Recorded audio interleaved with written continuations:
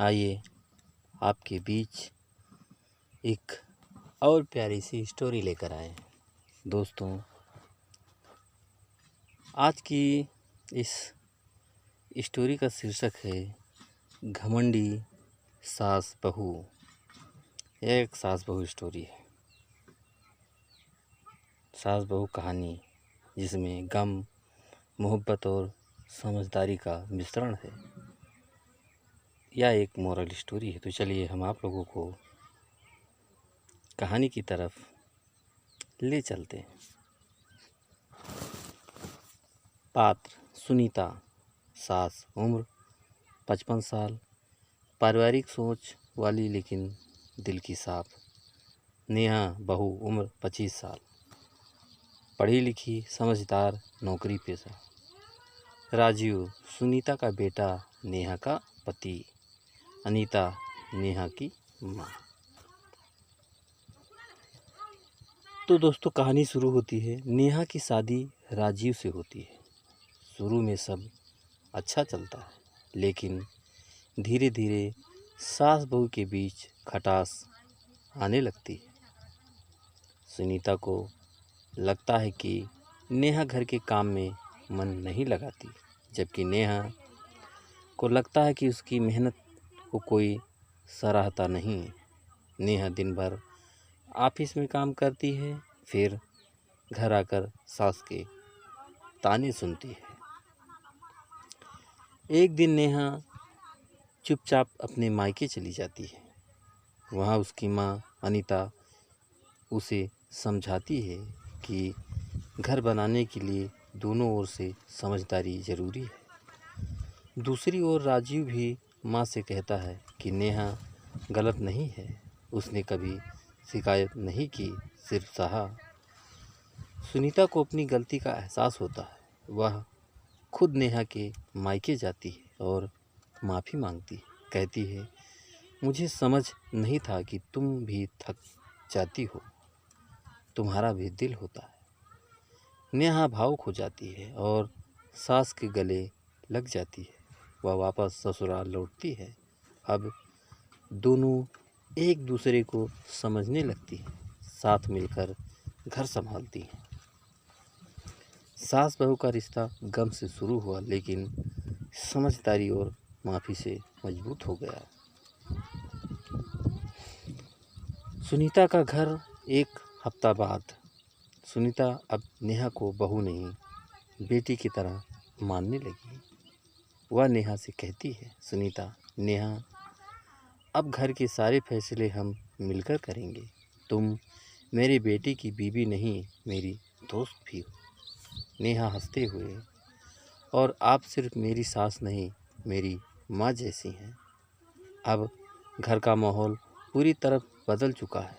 Neha office से लौटकर सुनीता के साथ चाय पीती है।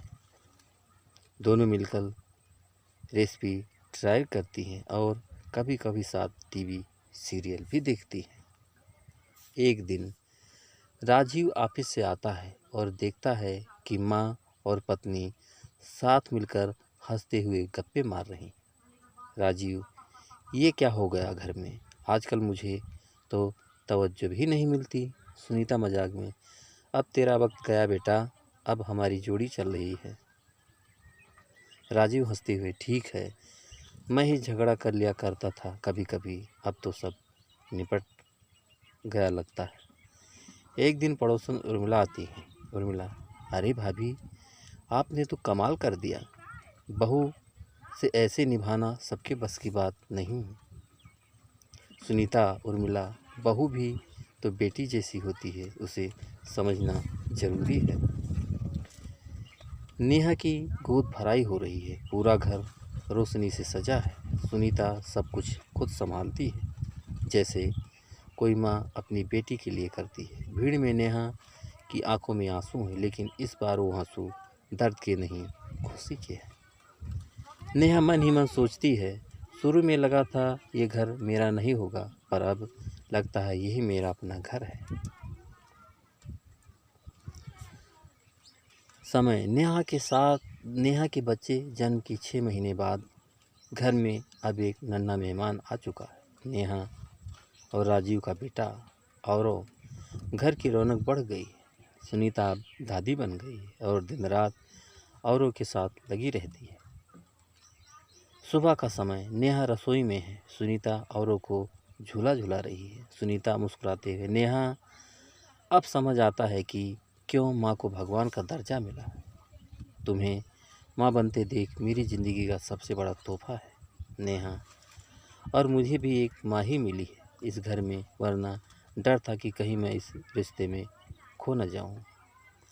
अब घर की जिम्मेदारियां मिल बांट कर चलती हैं। नेहा अपने ऑफिस का काम करती है तो सुनीता औरों को संभालती है। और जब नेहा फुर्सत में होती हैं, वो दोनों मिलकर पुराने एल्बम देखते हैं, बातें करते हैं। राजीव को प्रमोशन मिल जाता है। पूरे परिवार में खुशी की लहर दौड़ जाती है। सब बाहर डिनर पर जाते हैं। वहीं सुनीता चुपके से नेहा का हाथ पकड़कर कहती है, सुनीता, मैं चाहती हूँ जब और बड़ा हो तो उसे भी सिखाएं कि रिश्ते खून से नहीं दिल से बनते हैं। नेहा भावुक होकर, माँ, आपने मुझे बहू नहीं बेटी बनाया। अब औरों भी सीखेगा कि औरत को समझना, साथ देना सबसे बड़ी मर्दानगी है। औरों अब 5 साल का है। स्कूल की पहली कविता प्रतियोगिता में उसने एक कविता सुनाई, मेरी दादी मेरी माँ, जिसमें वह दोनों महिलाओं को अपनी दुनिया कहता है। सब तालियां बजाते हैं। सुनीता और नेहा एक दूसरे की ओर देखते हैं।